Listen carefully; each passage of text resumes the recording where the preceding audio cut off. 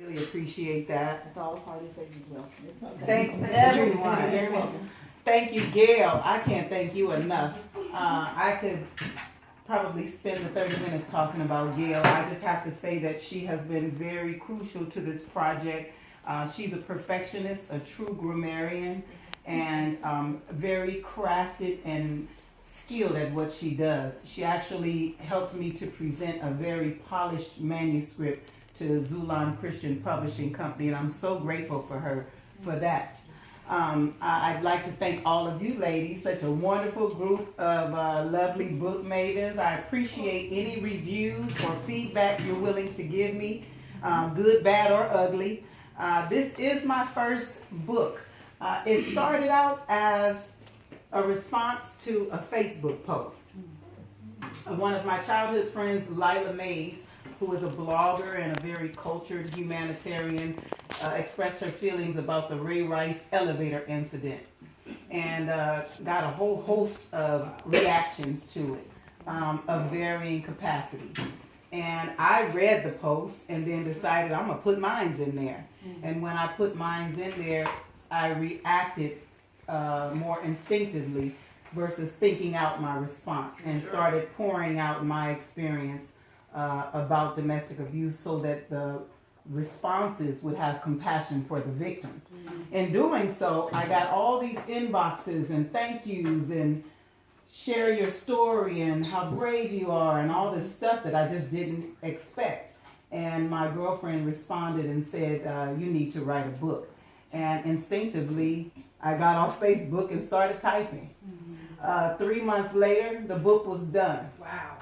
And 3 months later, the book was done. And what I can say about that is when you have something that is very pivotal or strong in your life, it's very easy to write about you.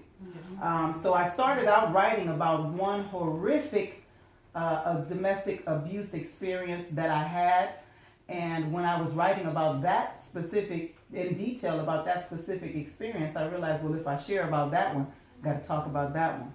And if I talk about that one, then maybe I should tell them about the subtleties of that one. And then I had to ask myself, well, wait a minute, why have you had so many domestic abuse relationships? And why have you tolerated it for so long? And I couldn't even answer that for myself, so I had to get counseling. Got counseling and was very, very vulnerable in front of my counselor, and she just helped me to unfold the mysteries to all these underlying questions, and helped me write the book.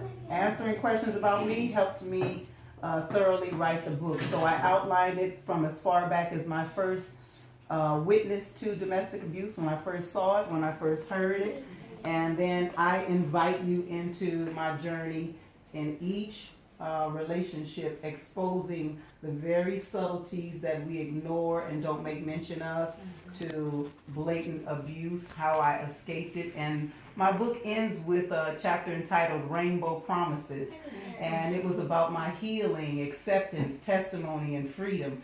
And the objective of the book is, number one, to give voice to this social malady. We don't talk about it. And even since I've written the book, what I found out is people ask, I said, oh, my book is out. What is your book about? It's about domestic violence. And people kind of sink a little bit.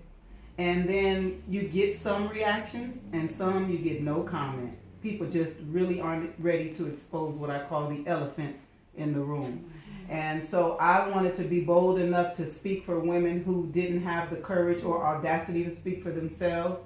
And I also want to be an example for my children. I realized in writing the book that I actually passed down a generational curse.